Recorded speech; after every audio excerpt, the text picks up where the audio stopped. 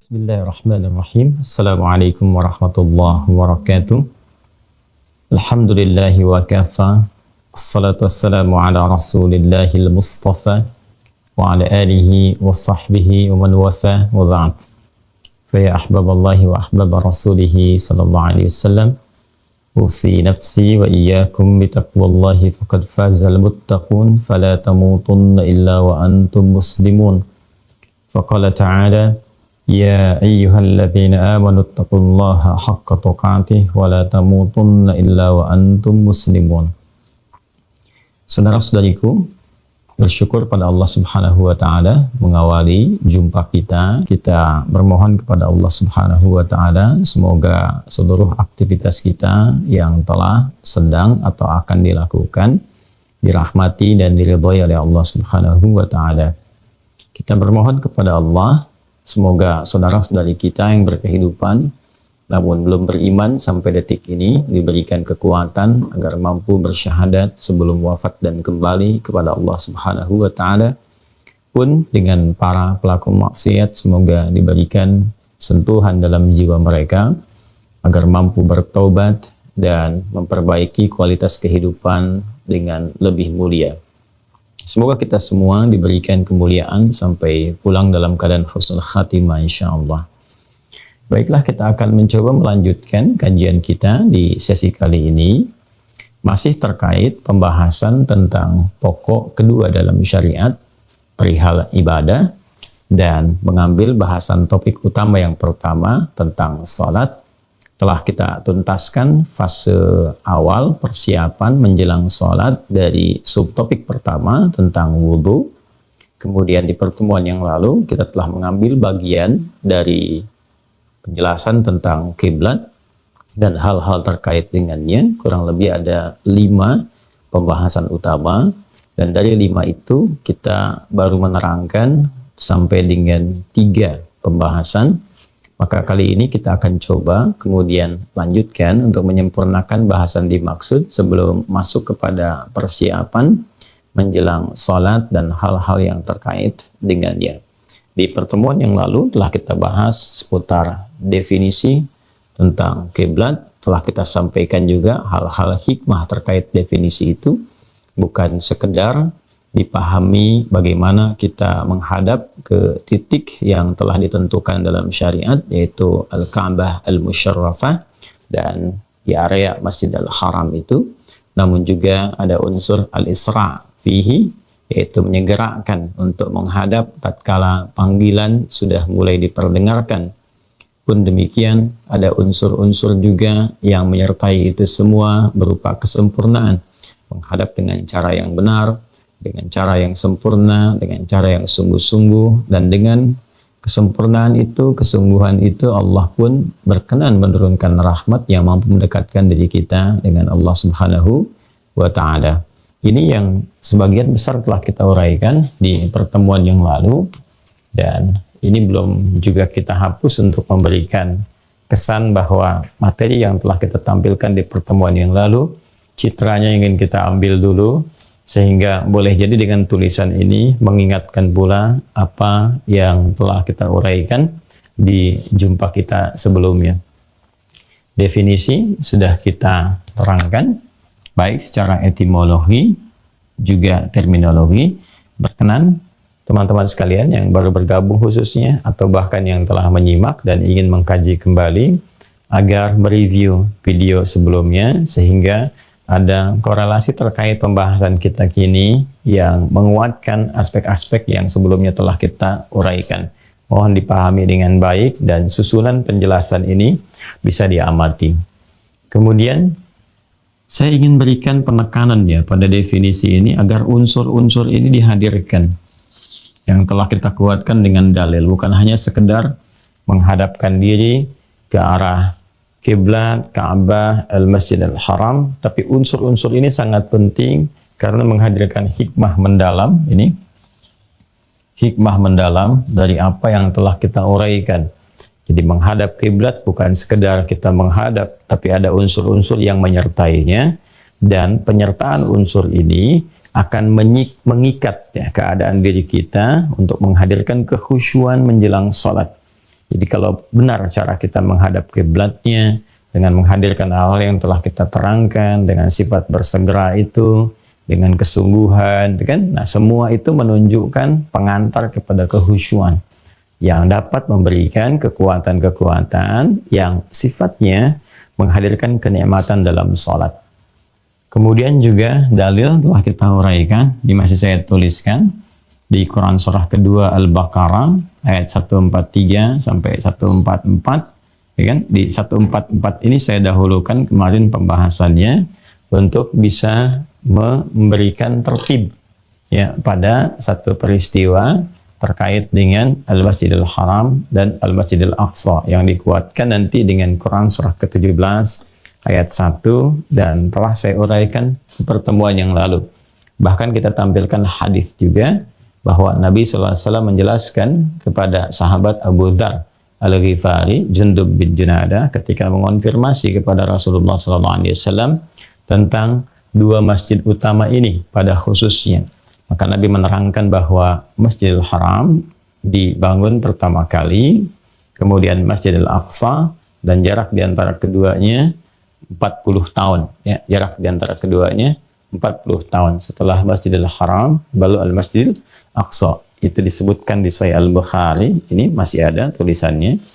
Ya, topik yang ke-60, ya, kitab Ahaditsul Anbiya. Kemudian nomor hadis 3366, rawinya sahabat Abu Dzar Al-Ghifari. Kita di pertemuan yang lalu baru berhenti sampai di sini dan kita terangkan juga, ya, masih ingatnya kenapa disebut dengan Al-Masjidil Aqsa? Karena ini berada di ujung, ya, terjauh dari batas di wilayah Jazirah Arab. Dari kota Makkah itu ditempuh ke ujung batasnya yang berada di batas antara Jazirah Arab dengan bagian kekuasaan Romawi. Namun kini daerah ini juga sudah termasuk kepada wilayah-wilayah yang terintegrasikan dengan nilai-nilai keislaman, bahkan berbahasa Arab. Kita dapati Palestina berbahasa Arab, Syria berbahasa Arab, kan? Libanon berbahasa Arab, bahkan batas Palestina pun yang ke arah Mesir, Mesirnya pun berbahasa Arab, ya.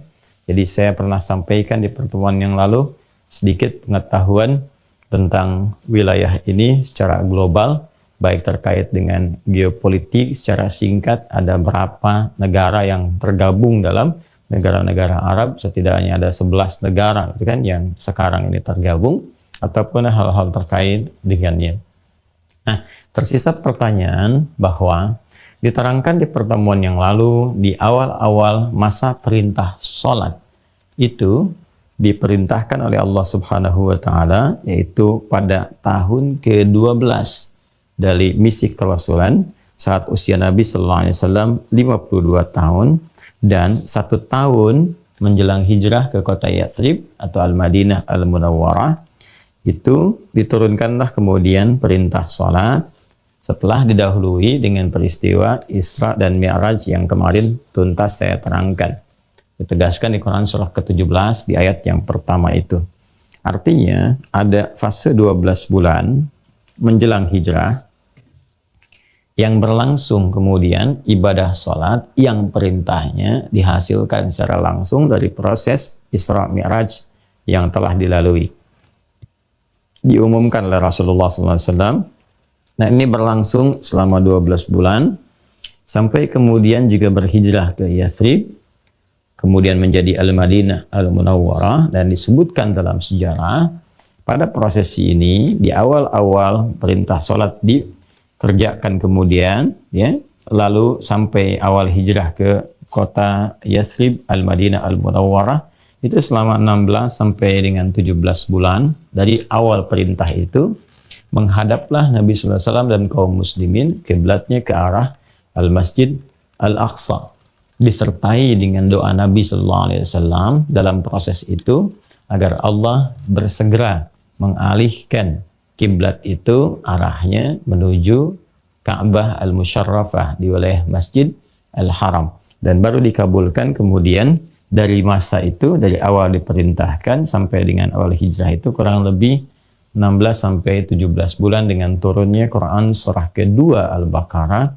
di ayat 144. Ini kemarin telah saya tegaskan sampai ke titik ini. Qad nara taqalluba wajhika fis sama falanuwalliyannaka qiblatan tardaha fawalli wajhaka syatral masjidil haram. Kan?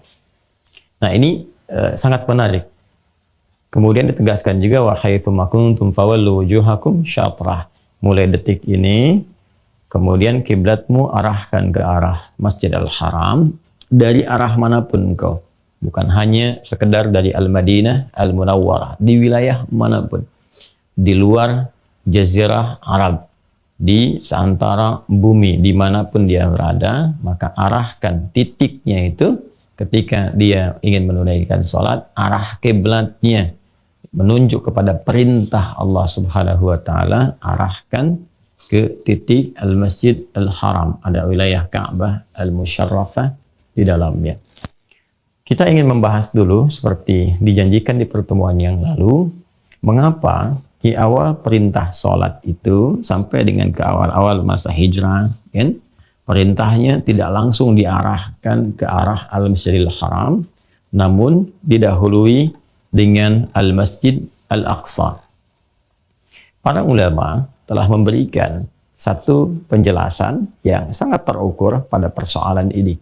Baik kitab-kitab klasik ataupun yang kontemporer, dari penjelasan-penjelasan para mufassir memberikan satu keterangan yang utuh dan juga selain disertai dengan dalil-dalil dari naqli nashal Al-Quran, juga disertakan tentang alasan-alasan yang logis diterima ya oleh akal, oleh nalar, sehingga mampu kita mencernanya. Teman-teman sekalian, ada dua hal yang sangat menarik di sini. Yang pertama, nanti keterangan nas langsung dari Al-Quran di Al-Baqarah ayat 143. Baik ya, pelan-pelan. Kita dahulukan nas, ya, nakli dibandingkan akli. Karena nas itu lebih utama. Sumber nas keimanan, sumber akli itu berdasar pengetahuan yang diikat kemudian oleh akal, yang diterima oleh logika. Logika punya keterbatasan, sedangkan keimanan itu luas jangkauannya, karena langsung dibimbing oleh Allah Subhanahu wa taala berupa firman-firman yang sampai. Dari iman itulah kemudian hikmah datang untuk membimbing akal. Baik. Pertama, secara nakli, di Al-Baqarah ayat 143, Allah menegaskan, ya, saya baca dari awal dulu ya, sampai ditemukan kalimatnya, karena satu ayat ini maknanya luas sekali. Kalaupun kita mau hadirkan dalam satu kajian, itu bisa sampai 3-5 episode, karena merangkum banyak hal yang bisa didapatkan dari satu ayat ini. Hikmahnya luas sekali. Wa kadzalika ja'alnakum ummatan wasata litakunu syuhada'a 'alan nasi wa yakuna ar-rasulu 'alaikum syahida. Ini sudah punya babnya sendiri. Ya, sudah punya babnya sendiri. Dan demikianlah kata Allah, dengan segala keagunganku, kujadikan kalian semua umatnya Muhammad sallallahu alaihi wasallam umat yang pertengahan, ya, wasat. Jadi ajaran Islam itu, ajaran yang menampilkan ciri khas berada di pertengahan. Sehingga dari tengah itu bisa melihat si kanan, si kirinya, dan memberikan pandangan secara objektif, serta solusi-solusi yang baik dan mulia. Wasat ya, bukan wastun, jadi wasatun. Kalau wasatun itu ini, ya, berada persis di tengah, yang tidak miring kanan atau kiri. Kalau ada miring sedikit kanan atau kiri, itu disebut wastun namanya. Ya, dan menariknya ayatnya ayat 143. Al-Baqarah itu kan 286 jumlah ayatnya, itu kan. Di Mushaf Hafiz itu 286. Kalau dibagi dua pas 143 kan, yang tidak miring kanan, miring kiri. Nah, sifat pertengahan itu ya sifat moderat, berkeadilan, yang sifatnya diberikan oleh Allah sebagai pengantar sebelum menjelaskan tentang ini. Mengapa alasannya kiblat itu tidak langsung diarahkan ke Masjid Al-Haram. Jadi diberikan kita oleh Allah sebagai pengantar dulu, jernih dulu melihat sesuatu. Ya, jangan terlampau emosional. Nah, ini satu landasan yang sangat luar biasa gitu. Jadi Al-Quran itu mengajarkan kepada kita supaya kita bisa melihat segala hal dengan objektif, kemudian datang hikmah untuk membimbing akal, jangan tergesa-gesa menyimpulkan sesuatu. Orang yang tergesa-gesa menyimpulkan sesuatu, boleh jadi kesimpulan yang diambil karena sifat ketergesa-gesaan ini, ya, sifat tergesa-gesa ini bisa keliru nanti, bisa salah, dan boleh jadi bisa fatal. Kalau sudah fatal dalam menyimpulkan, fatal dalam bersikap, selanjutnya boleh jadi agak sulit untuk memperbaiki. Ada orang lewat, dia tidak menyapa, langsung disimpulkan, wah sombong nih. Padahal mungkin dia itu sedang sakit gigi gitu kan. Coba dikonfirmasi dulu, ketika Anda simpulkan ini sombong, kemudian Anda balas dengan tidak menyapa, itu bisa berkelanjutan. Ya, maka muncullah benih-benih yang dimanfaatkan setan kemudian untuk memprovokasi. Demikian kata Allah, ini pelajaran. Apapun yang engkau ingin sikapi, engkau ingin simpulkan, kan? Maka jernih dulu bersikap, berada di tengah dulu, supaya melihat secara objektif keseluruhannya. Nah, ini cara pandang yang tengah ini kalau dilihat ya itu bisa melahirkan berbagai solusi yang menyenangkan dan solusi yang solutif sifatnya. Maka setelah paham, keluar dulu dari sudut pandang yang khusus tertentu, kemudian melihat secara luas. Allah jelaskan, "Wa ma ja'alna al-qiblata allati kunta 'alaiha illa lina'lama may yattabi'ur rasula mimman yanqalibu 'ala aqibai." Dan tidaklah ditetapkan perintah untuk menghadap Al-Masjidil Aqsa itu, ya, kiblat yang pertama, ya kan? Engkau menghadap ke arahnya saat mula menunaikan sholat itu, hikmahnya kata Allah. Nah ini dia. Jadi kalau sudah iman, hikmah datang. Ya itu yang diajarkan Rasulullah. Makanya Rasulullah itu dibimbingkan oleh Allah, dan puncak bimbingan itu di atas ilmu kan ada hikmah, ya, dan sifatnya keadaannya wahyu yang diberikan. Wa bayantiqu 'anil hawa in huwa illa wahyu yuha. Dengan keimanannya kepada Allah, kan begitu ditanya menunggu jawaban Allah berikan. Ya, dari keimanan itu ada pancaran informasi, ada hikmah tertinggi disampaikan, membimbing akal untuk bisa memaknainya, ya. Nah, ini sesuatu yang sangat menarik, ini pelajaran ya. Kemudian apa kata Al-Quran? Wa ma ja'alna al-qiblata allati kunta 'alaiha, ini Al-Masjidil Aqsa, dan tidaklah dengan keagunganku ditetapkan bagi kalian menghadap ke arah Al-Masjidil Aqsa itu pertama kali, illa lina'lama may yattabi'ur rasula mimman yanqalibu 'ala aqibai. Nah, ini dia. Kecuali satu, kata Allah, hikmahnya satu, agar diketahui siapa umatmu, pengikutmu itu yang benar-benar memang taat. Ya, yang benar-benar taat. Dibandingkan dengan orang yang pura-pura taat saja di awal, ya, pura-pura taat, atau memang sepenuhnya menyimpang, sepenuhnya bertolak belakang, ya, bertolak belakang. Ini makna yang qalib ini. Yang qalib itu kan qalaba yaqlabu itu bertukar, in qalaba yanqalibu berpaling, ya kan, menjadikan dirinya berpaling. Nah, berpaling ini kalau kita turunkan dalam satu sikap ekspresif yang berekspresi gitu ya, ini ada dua jenisnya, ya. Dia di fisiknya seakan ikut padahal hatinya berpaling, ya. Nah, ini sifat nifak ini ya, orangnya disebut munafik, seperti ikut padahal di belakang hatinya berpaling dari situ, sehingga ketika berpisah dalam keadaan itu, nah dia bisa berbalik lagi, dan bahkan kalau ekstrim itu bisa menyerang. Itu yang diisyaratkan di Quran surah kedua Al-Baqarah ayat yang ke-14. Wa idza laqul ladzina amanu qalu amanna wa idza khalau ila syayatinihim qalu inna ma'akum innama nahnu mustahzi'un. Sama dengan yang Al-Baqarah itu di ayat 76. Wa idza laqul ladzina amanu qalu amanna wa idza khala ba'dhum ila ba'd. Jadi kalau yang di Al-Baqarah ayat 14 itu bertemu munafik dengan munafik lagi, ya, tapi dari segi provokasinya, yaitu dengan sifat-sifat syaitaniyahnya. Tapi kalau di Al-Baqarah ayat ke-76 itu bertemu dengan golongannya lagi, sesama manusianya. Ya, jadi kalau Al-Baqarah ayat 14 disebutkan sumber nifak itu mengikuti provokasi syaitan, tapi kalau di Al-Baqarah yang ayat 76 sesama komunitas berkumpul. Jadi kalau di depan bisa kelihatan baik, kalau ngumpul lagi dengan komunitasnya kadang memunculkan rencana-rencana yang tidak elok. Nah, ini teman-teman sekalian, yang kalaba itu ini kan fase yang terlihat nih. Terlihatnya di dua sisi nanti. Karena ini kan perintah menghadap Masjidil Haram, Masjidil Aqsa itu di awal berlangsung kan di fase Mekah, ya, dan sekilas di fase Madinah, ya. Masih ingat ya, Nabi berdoa memohon kan sebelum turunnya Al-Baqarah ayat 144 itu kan selama 16 sampai 17 bulan. Kalau periode ini 12 bulan di periode Makkiyah, artinya di periode awal Madinah itu kan ada 4 sampai 5 bulan. Ini masih ada tulisannya, jejaknya. 4 sampai 5 bulan. Di awal-awal masa ini.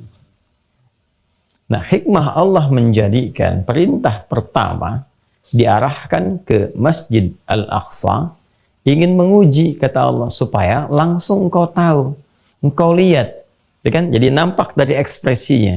Siapa sih ketika diperintahkan menghadap ke arah Masjid Al-Aqsa itu langsung sami'na wa ata'na. Ya, dengar taat, dengar taat. Karena apa? Perintah kiblat itu seperti saya tegaskan kemarin bukan untuk mengkultuskan tempat. Ingat, tempatnya mulia, tapi tidak dikultuskan melebihi kemuliaannya. Tapi untuk menguatkan sifat ketaatan atas perintah Allah. Ya, dalam agama kan begitu sifatnya. Kan agama itu sifat pasrah kebertuhanan. Ya, karena itu keadaannya disebut dengan Islam, frame-nya. Ya kan? Orangnya disebut dengan Muslim. Ini semua kan derivasi dari kata aslama, yang berarti tunduk, patuh, taat. Jadi dasar keberagamaan itu kepatuhan, ketaatan. Ya, Tuhannya perintahkan, taat, dengar, patuh. Nah, itulah dasar keberagamaan.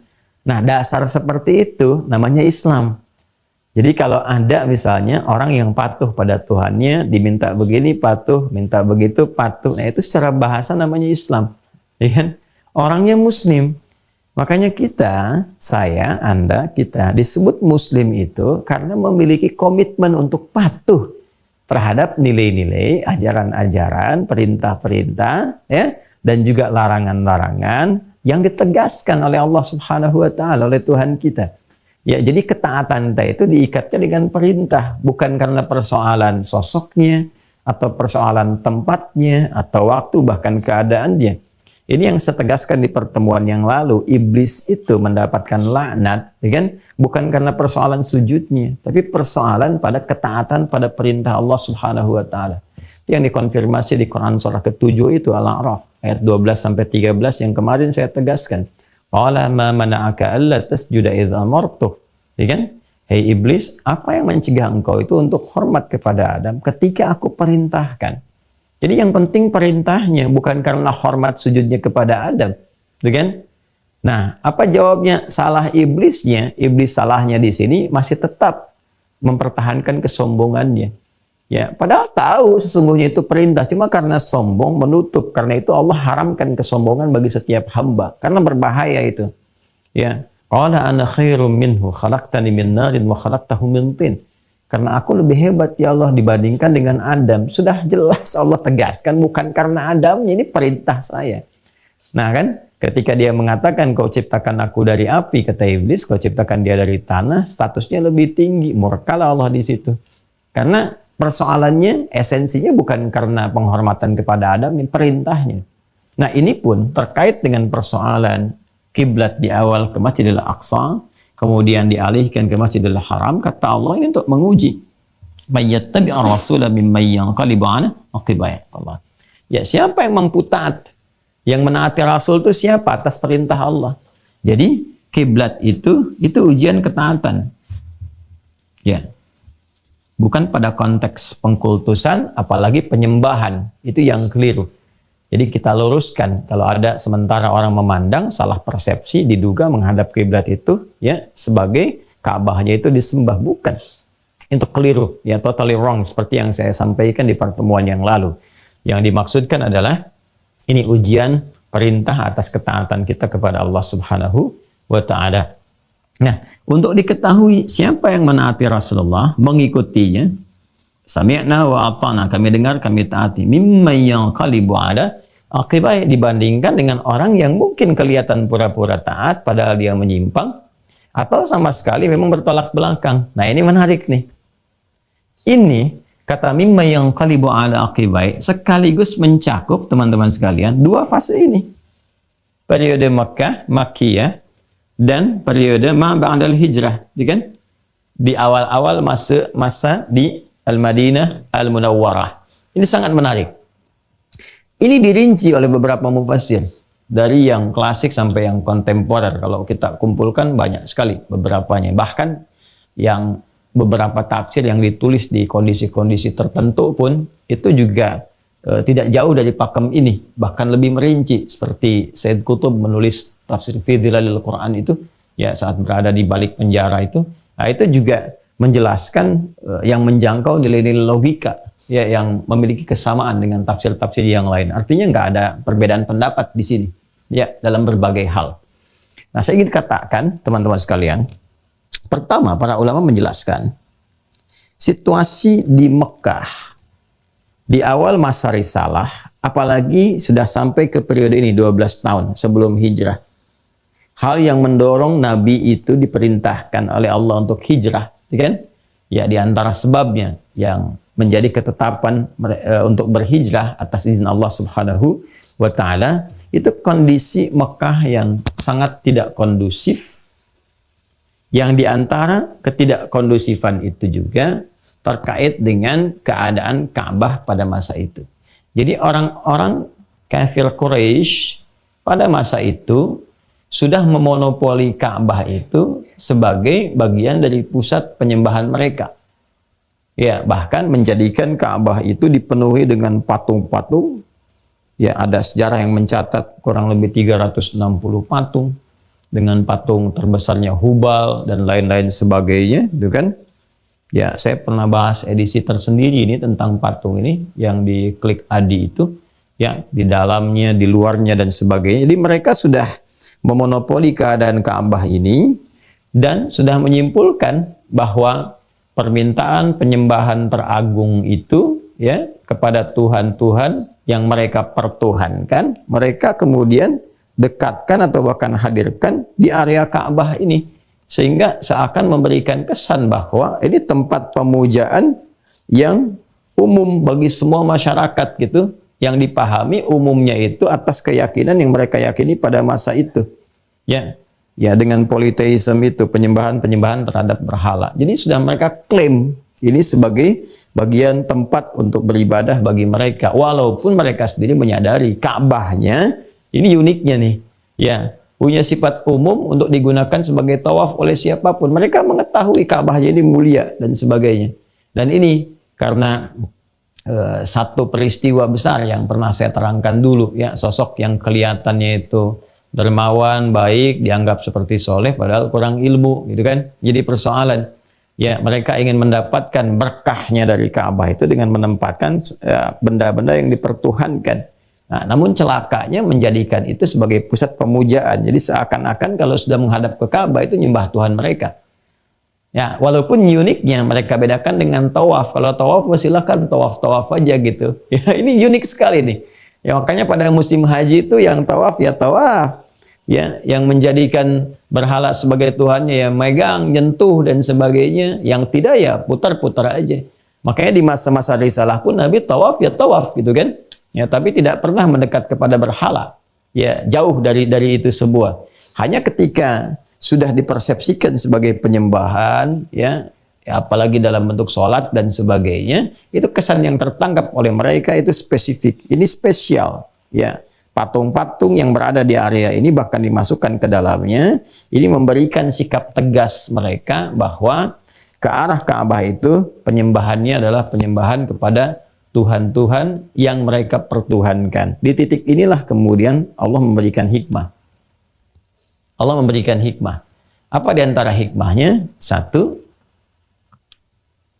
perintah sholat pertama kali diarahkan ke arah Al-Masjidil Aqsa supaya tidak memberikan kesan bahwa sholat yang ditunaikan ini menimbulkan kesan-kesan tertentu, ya, dengan menghadirkan tuduhan-tuduhan itu sama saja. Jadi kan Tuhannya Muhammad SAW katanya Allah, tapi menyembahnya ke arah Tuhan-Tuhan kita juga. Nah, ini yang ingin kemudian ya dihilangkan kesan-kesan ini dari jiwa-jiwa insan beriman, sehingga tidak menimbulkan satu ambiguitas tersendiri atau hal-hal yang memungkinkan terjadinya fitnah-fitnah yang bisa meruntuhkan nilai akidah, karena ini masih di awal-awal keislaman, ya. Anda bayangkan kalau peristiwa itu terjadi baru pada mu'alaf di awal, di tengah-tengah baru diajarin, kemudian praktek sholat langsung menghadap ke arah sini, yang kesan di masyarakatnya sudah terkesankan bahwa ini adalah sisi penyembahan, atau dalam bahasa lebih kita mau sandingkan metafornya itu ya kiblatnya orang-orang kafir Quraisy pada masa itu ke patung-patungnya. Dia diduga oleh mereka seperti itu kesan yang ditampilkan dia. Maka berpotensi memunculkan fitnah, ya kan? Yang bisa meruntuhkan akidah, yang dengan itu ya bisa menjadi ujian berat bagi insan beriman pada masa itu. Maka Allah Subhanahu wa taala menegaskan bahwa ini adalah ujian ketaatan, walaupun disadari sepenuhnya Ka'bahnya mulia, ya kan? Dan kondisi-kondisinya itu mulia dan sebagainya, tapi karena ada kesan-kesan tadi yang dikhawatirkan terjadi fitnah yang bisa menggoncang akidah, maka berlaku ujian ketaatan. Wa ma ja'alnal qiblata allati kunta 'alaiha illa lina'lama may yattabi'ur rasul. Supaya diketahui siapa yang ikut Rasul, siapa yang ikut kebiasaan orang-orang kafir Quraisy pada masa itu. Jadi bisa diketahui, dibedakan. Oh, pengikutnya Muhammad kalau sholat itu ngadapnya bukan menghadap ke arah ini, berhala-berhala yang menghiasi, atau bukan menghiasi lah, mengotori ya. Menghiasi itu nggak tepat bahasanya. Dengan yang ditempatkan ya berada di sekitaran Ka'bah ini. Nah, maka diarahkan kemudian oleh Allah Subhanahu wa taala, diberitakan kepada Rasulullah menghadapi ke arah Al-Masjid Al-Aqsa. Maka kelihatan, oh ini umatnya Muhammad sallallahu alaihi wasallam. Ini yang tidak ikut Muhammad sallallahu alaihi wasallam. Yang di awal-awal masih mendukung, tapi belum ikut untuk salat. Nah, ini berarti kelihatan nih, ya belum jadi umatnya Nabi Muhammad sallallahu alaihi wasallam. Masih jadi objek dakwah. Nah, jadi kelihatan orang yang betul-betul sudah taat kelihatan, yang baru simpati kelihatan, dan yang masih ragu-ragu juga kelihatan, yang ingkar lebih jelas lagi.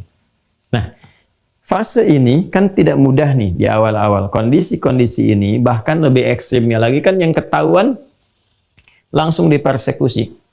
Ya, kalau dia sosok yang berani ya tidak disentuh seperti Umar bin Khattab dan sebagainya, nggak ada yang mau sentuh, ya. Tapi kalau sosok-sosok dia lemah, kan? Ya, keluarganya Ammar bin Yasir pada masa itu dan sebagainya, banyak yang mengalami bukan hanya persekusi tapi sampai ke tahap eksekusi. Yaitu yang menyebabkan di awal periode itu ada yang diperintahkan hijrah ke Habasyah, ke Ethiopia dan seterusnya, kan?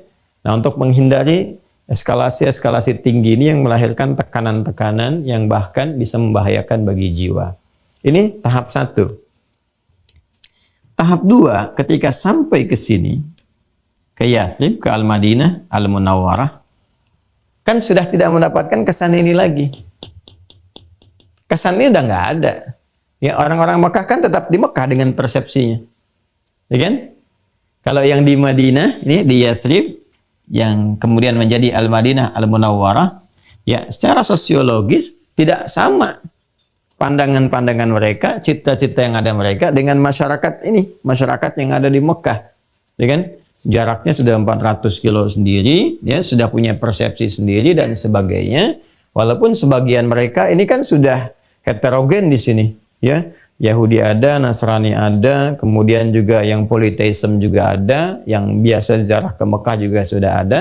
Tapi situasinya ya lebih heterogen di sini. Sedangkan ini kan umumnya terpusat ya ke arah keyakinan orang-orang Quraisy pada masa itu.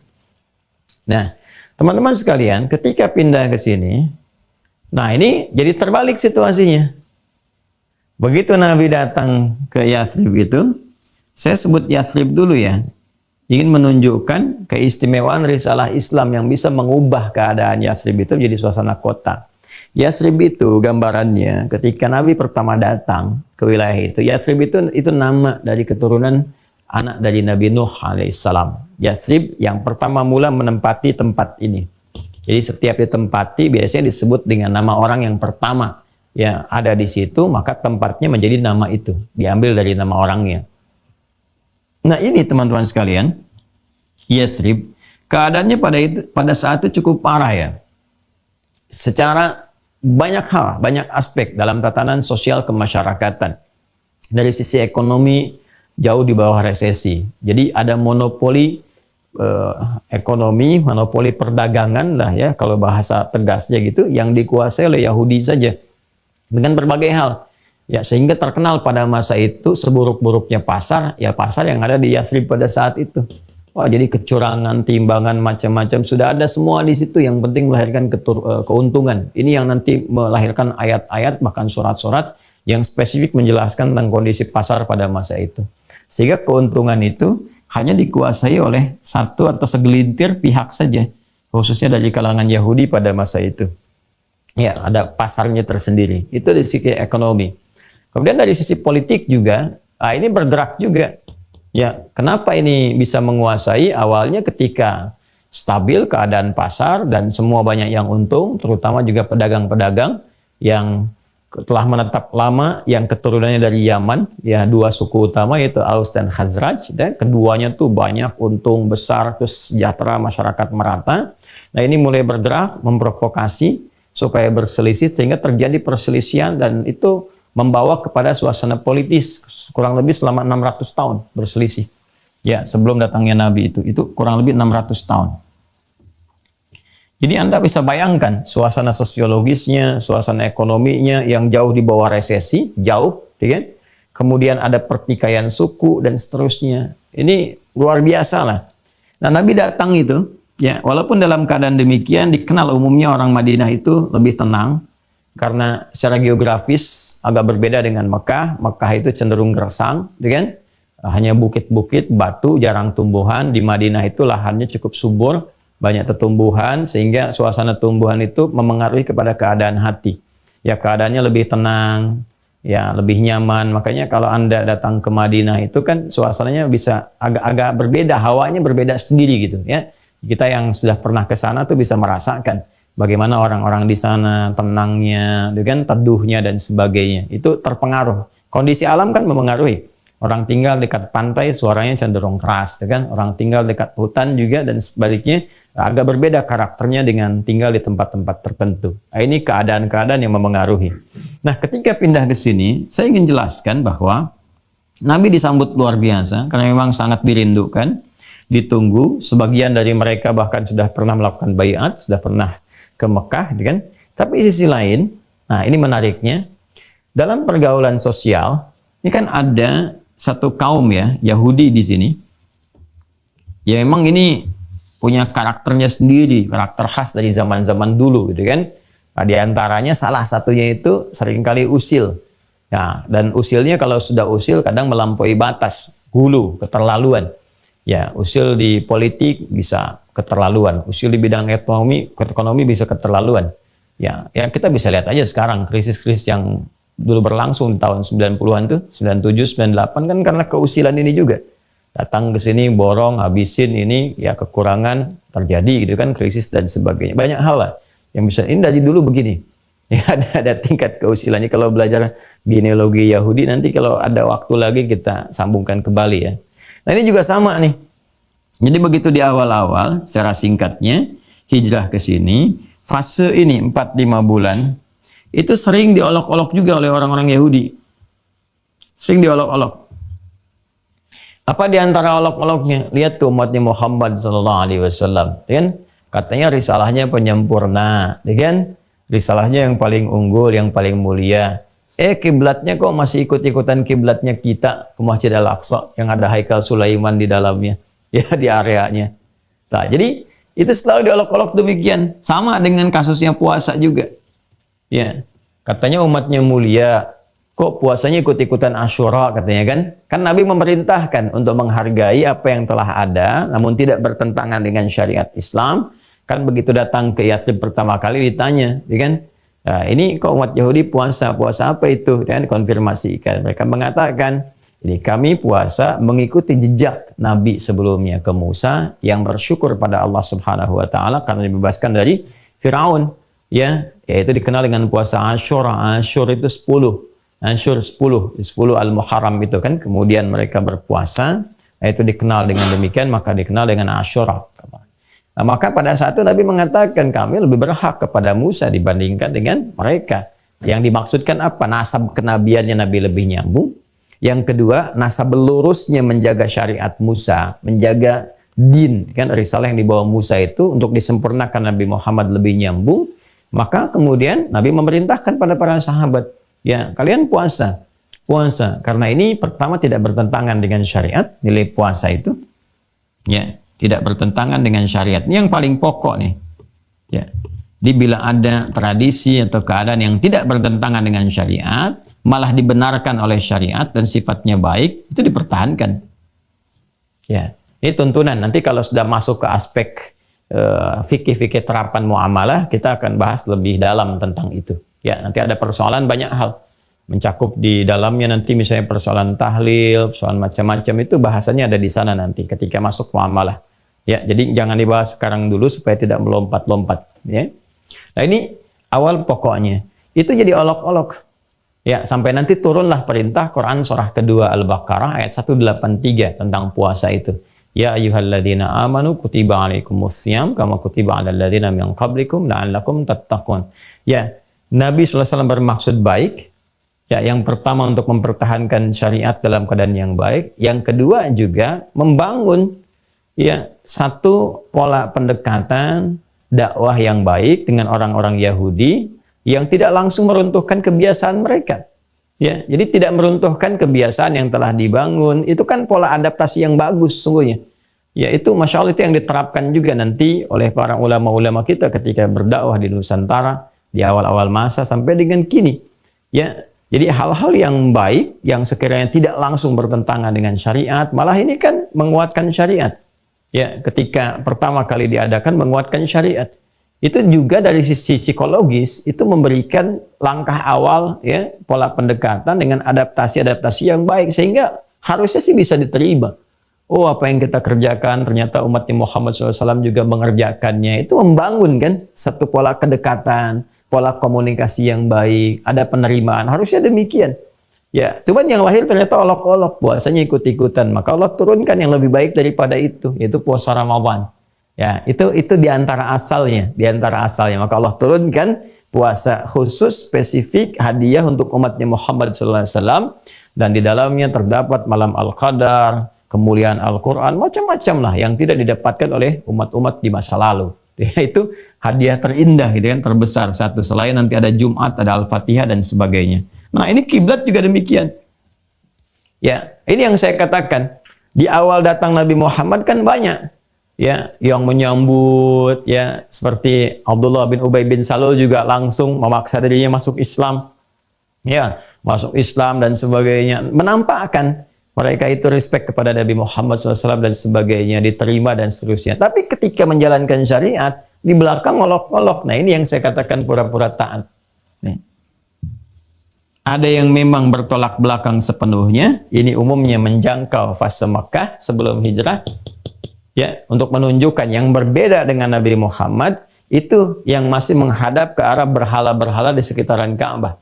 Bukan menghadap Ka'bah ya. Ya, menghadapnya ke arah berhala-berhala itu. Ya, maka bertolak belakang. Umat Nabi Muhammad itu bertolak belakang dengan itu semua. Ya kan? Maka diuji oleh Allah untuk menghadap ke arah Masjid Al-Aqsa untuk menunjukkan perbedaan antara umat Nabi Muhammad dengan orang-orang yang menyembah ya kepada patung-patung yang dipertuhankan. Sedangkan di titik ini di Al-Madinah Al-Munawwarah situasi ini berbeda, nggak ada nih. Yang ada itu ini yang pura-pura. Yang pura-pura taat, pura-pura respect, pura-pura baik, tapi di belakang mengolok-olok. Nah, itu nanti banyak sekali. Ya, innama nahnu mustahzi'un, kan yang di Al-Baqarah ayat 15 sampai 16 itu. Ya. Jadi mereka ya sudah kalau bertemu dengan teman-temannya mengatakan Muhammad cuma ikut-ikutan aja. Ya, Muhammad nggak punya ini, Muhammad nggak itu. Macam-macam lah mereka kumpulkan. Dan mereka mengatakan kalau kami ketemu dengan umatnya Muhammad atau di hadapan Muhammad SAW sendiri, kita cuma bercanda aja, ngolok-ngolok aja. Nah ini pura-puraan. Ya, maka setelah situasi itu, Nabi kan dalam fase-fase demikian berdoa kepada Allah untuk diberikan solusi, ya kan? Minta untuk menghadap ke sini, ke arah Masjid Al-Haram, ke arah Masjid Al-Haram yang ada Ka'bah di dalam. Karena memang situasinya sudah berbeda. Ya, tidak sama dengan yang di sini. Ya, jadi kalaupun menghadap ke arah Masjidil Haram itu akan lebih positif. Ya, kenapa? Karena kesan yang dibangun ya seperti orang-orang Quraisy yang ada di sini sudah tidak ada. Ya, sudah tidak ada. Yang dimaksudkan menghadap ke arah Ka'bahnya, bukan ke patung-patung ini. Kesan yang ditampilkannya sudah beda. Kalau yang di sini jelas melihat. Kalau ada sholat menghadapnya ke sini jadi persoalan. Orang akan melihat tuh kok menghadapnya ke patung dan seterusnya. Ya kan? Nah, ini kan belum clear di sini, belum cair situasinya. Tapi ketika pindah jauh, nah, persepsinya bisa dibangun. Ya, kami Ka'bahnya, seperti kita tawaf, arahnya Ka'bahnya, bukan patung-patung itu dan sebagainya. Dan nggak bisa disoal dari sini. Ya, karena persepsi yang dibangun itu berbeda. Maka ketika sikap kepura-puraan Yahudi, olok-olok mereka semakin tinggi dan sebagainya, maka Allah Subhanahu wa Ta'ala menurunkan ayat yang ini. Ya, Quran surah kedua ayat 144 mengatakan qad nara taqalluba wajhika fis sama falanuwalliyannaka qiblatan tardaha fawalli wajhaka syatral Masjidil Haram. Maka mulai saat ini hadapkan arahmu itu ke arah Masjid Al-Haram, ke sini. Dan hikmahnya apa? Wa ma ja'alna al-qiblata allati kunta 'alaiha illa lina'lama man yattabi'ur rasula mimman yanqalibu 'ala aqibai. Dan Muhammad sallallahu alaihi wasallam, kan? Saya infokan kepadamu, saya tegaskan, sampaikan kepada umatmu hikmah dibalik, kan? Perintah menghadap ke arah Masjid Al-Aqsa ini sebetulnya untuk melihat dan memetakan kondisi umatmu itu. Supaya kamu tahu kondisi umatmu. Nih, di Mekah ini kelihatan yang bertolak belakang. Di sini, di Yathrib, ada yang pura-pura. Yang kalau nggak diperintahkan begini, nggak nampak kepura-puraannya. Kamu nggak tahu sifat nifak mereka. Allah Maha tahu isi hati mereka. Cuma kalau diinfokan oleh Allah langsung kan, infokan langsung mereka munafik. Nabi tahu. Tapi bagi orang-orang yang bukan Nabi, nggak ada pembuktian langsung. Bisa diduga sebagai fitnah. Maka ditampakkan lewat sebuah hikmah pada peristiwa supaya nampak langsung, kelihatanlah di lisannya cerita. Kelihatanlah ekspresi tubuhnya, bagaimana kemudian mereka bersikap dan sebagainya. Makanya bahasa Al-Quran di surah Ali Imran itu kadang-kadang apa yang disimpan dalam hati itu lebih berbahaya dibandingkan dengan sekedar yang diucapkan di lisan. Karena munafik itu berbahayanya di hati, penyakit nifaknya. Ya, karena itu nifak kalau sudah kemanapun, yang sudah pernah saya bahas dulu kan, dimanapun, bukan hanya di aspek keagamaan, ya di aspek kehidupan kita pun secara sosial, secara politik, secara ekonomi, secara budaya, itu kalau sudah ada penyakit nifak itu sangat berbahaya. Sangat berbahaya. Dan apa yang ditampakkan di lisannya lewat pembicaraan itu baru kecil dari apa yang tersimpan dalam jiwa. Itu yang harus diobati. Nah ini kata Allah, kalau nggak ditampakkan itu, ya, kalau nggak ditampakkan perintah ini menghadap ke sini dulu, ke Masjidil Aqsa, nggak akan kelihatan yang seperti ini. Nah karena kelihatannya itu kamu sekarang paham. Oh ini penyakitnya ini penyakitnya ini. Cara mengobatinya dibimbing oleh Allah. Begini. Itulah indahnya. Ya. Jadi tetap persoalan kiblat itu persoalan ketaatan. Di sini. Puncaknya itu di sini. Jadi yang tadi saya sampaikan, kemanapun Allah perintahkan, bagi kita nggak ada masalah. Menghadap ke sini, hadap ke situ. Hadap ke sini, hadap ke situ. Karena Allah pemilik semua arah, terserah Allah. Yang paling penting ketaatannya. Itu yang ditegaskan kan. Fa'ina ma tuwallu fathamma wajhullah. Walillahil masyriqu wal maghrib. Ya kan? Di Quran surah kedua Al-Baqarah ayat 115 itu. Walillahil masyriqu wal maghrib. Ya kan? Dan milik Allah semua arah itu. Mau di timur, mau di barat. Kan? Dan kemanapun kau menghadap, Allah mengetahui. Allah menemukanmu. Makanya fathamma wajhu. Pakai dhammah di situ ya. Jadi kan fa'ilnya Allah. Bukan fathamma wajhallah, tapi fathamma wajhullah. Allah pemilik semuanya, ya, dan pemilik semua arah, dan menetapkan, dan ujiannya bukan pada arahnya, pada ketaatan, ya, pada perintahnya. Nah, ini yang ingin saya tegaskan teman-teman sekalian, ini hikmahnya.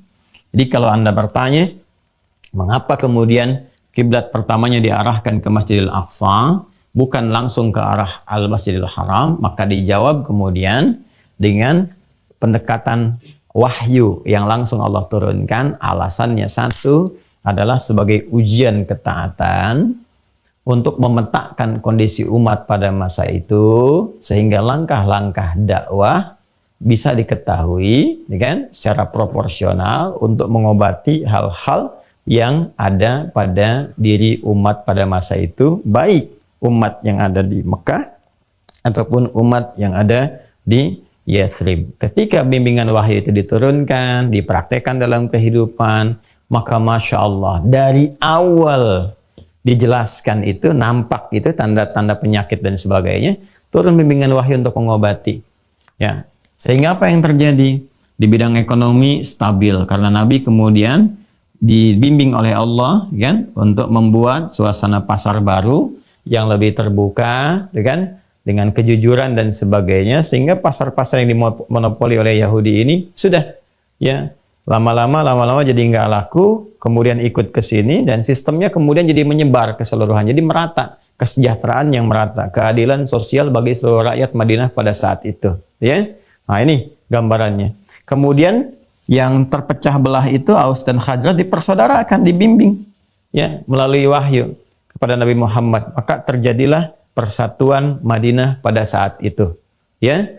Jadi semuanya nyaman sekali, dan adab itu tercipta, ya, suasana kehidupan kemanusiaannya penuh dengan adab, penghormatan, kemuliaan, memuliakan satu dengan yang lainnya, karena bimbingan langsung dibimbing, ya. Adabani Rabbi fa ahsana ta'dibi, Allah membimbing saya, kata Nabi, maka menyempurnakan itu semua, dan kemudian ditebarkan aura kesempurnaannya kepada masyarakat pada saat itu, sehingga menciptakan kemanusiaan yang beradab, ya kan? Dan semua dibimbingnya tadi oleh hikmah, ya, oleh hikmah. Jadi tingkat-tingkat ilmu tertinggi, kemuliaannya, kemudian suasana kehidupan masyarakatnya, rakyatnya tenang, nyaman.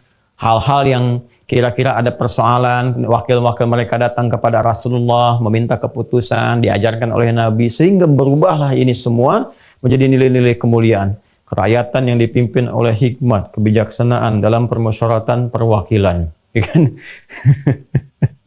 Apa yang terjadi setelah itu?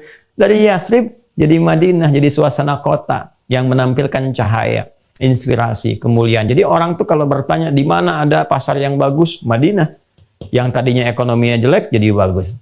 Dan di mana ada orang-orang yang jujur, Madinah. Di mana ada orang-orang yang tawadhu, Madinah.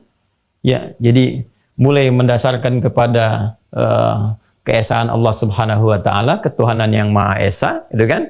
Qul huwallahu ahad, tercipta kemudian kemanusiaan yang adil dan beradab, ya, persatuan kemudian Madinah pada saat itu, kerakyatan yang dipimpin oleh hikmat, kebijaksanaan dalam permusyawaratan perwakilan, dan keadilan sosial bagi seluruh penduduk Madinah pada saat itu. Nah, itulah yang tercipta lewat Piagam Madinah namanya. Piagam Madinah. Nah, ini sempat ingin diadopsi saat awal-awal kemerdekaan dengan Piagam Jakarta itu. Lantas disepakati jadi konsensus kemudian dengan Undang-Undang Dasar yang melahirkan Pancasila. Spiritnya ke sini. Ya, makanya persepsi kita bagi umat Islam di Indonesia, ya, Pancasila itu tafsirnya apa? Tafsirnya dengan yang pasal 29 ayat 2 itu. Negara menjamin kemerdekaan tiap-tiap penduduk untuk memeluk agamanya masing-masing dan beribadah menurut agama dan kepercayaannya itu. Makanya sekarang kita ngaji, perdalam agama kita. Ya, dijamin oleh undang-undang, kemudian terapkan nilai-nilai beragama itu dalam kehidupan, dan pasti insya Allah akan baik, negara terbantu, rakyatnya makmur dan sebagainya, karena prakteknya sudah ada. Dan ini semua dibuat babnya tersendiri. Ya, wahyunya masih ada sampai kehidupan berakhir Al-Quran. Praktek ini juga dikumpulkan dalam sirah, petunjuk nabinya ada dalam hadis, tinggal kita ambil profesinya apa, ambil terapkan dalam kehidupan, dan tindakan kita dijamin oleh undang-undang. Maaf ya, sedikit kita pendalaman. Sehingga jangan pernah mempertentangkan negara dengan agama. Itu pesan yang mau saya sampaikan. Ya, jadi kalau ada sekarang pesan-pesan yang dibawa oleh segelintir orang, ya, agama bertentangan dengan Pancasila atau Islam bertentangan dengan Pancasila, itu usang. Saya tegaskan, itu usang, pemikiran yang usang. Karena kenapa? Spirit lahirnya Pancasila itu, bahkan spirit lahirnya Negara Kesatuan Republik Indonesia itu dari nilai-nilai agama. Ya, dari teriakan takbir Allahu Akbar, kemudian masuk dengan rahmat dan berkah Allah di undang-undang atas berkat rahmat Allah yang Maha Kuasa, dan dengan didorongkan oleh keinginan luhur, masuk di situ. Di Pancasila juga ada ketuhanan yang Maha Esa. Di pembuka undang-undang yang turunan dasarnya di pasal 29 ayat 1, negara berdasar atas ketuhanan yang Maha Esa, ayat 2-nya jelas menjamin. Jadi saatnya sekarang kita membangun harmoni, ya, menghormati di titik perbedaan, bersama-sama membangun bangsa. Bagi umat Islam, perdalam agama, luaskan wawasan, dan nanti sisi positifnya, semua aura kebaikan yang didapatkan dari pendalaman nilai keislaman itu akan terpancar menuju kemuliaan-kemuliaan yang dirasakan manfaatnya dalam kehidupan berbangsa dan bernegara. Ya, yuk ke sini. Apa hubungan dengan kiblat? Kita hubungkan lagi. Tadi sedikit pencerahan dulu ya. Baik. Yuk, sekarang kita kembalikan. Ini sudah paham definisi, sudah. Dalil sudah. Sejarah sudah. Hikmah juga sudah terjawab tadi sebagian. Jadi kita mengerti sekarang kenapa menghadap ke arah Masjidil Haram, sebelumnya Masjidil Aqsa. Dan nanti peristiwanya terjadi ketika Nabi sedang menunaikan salat yang sekarang di Masjid Qiblatain itu, ya. Sedang dijamu, ya, ada riwayat mengatakan sedang zuhur itu makan siang. Ada riwayat mengatakan yang malam, salat Isya dan sebagainya, itu macam-macam lah. Tapi semua riwayat itu terhubung pada satu kesimpulan yang sama, bahwa pada saat itu turunlah kemudian Al-Baqarah 144 yang memerintahkan mengarah ke arah Masjid Al-Haram. Ini menegaskan dua hal sekaligus. Satu, prinsip kiblat bangunannya adalah ketaatan. Ini ya, ingat ya. Bukan pengkultusan terhadap satu tempat dan seterusnya. Ingat, ini jawaban yang harus dipahami kuat, karena nanti dalam sekarang pertarungan pemikiran, ya, ada nanti unsur-unsur pemikiran yang memang mencoba menampilkan goyangan akidah dengan sisi ini yang dimaksudkan. Ya, saya tahun 2004 saat saya di Jakarta itu ada adik kelas saya masuk ke salah satu kampus Islam, ya, kemudian ada di Fakultas Kedokteran. Ya, ini menariknya begini, ini Fakultas Kedokteran kok ada pembelajaran, ya, pluralisme agama, salah satu materinya itu. Ya, Anda bisa bayangkan tuh orang Islam semua, tapi yang ngajar dari ada non-Muslim dan tokoh-tokoh non-Muslimnya. Ya, di keyakinan ini, keyakinan itu, dan salah satu yang dikonsultasikan kepada saya pada saat itu adalah apa?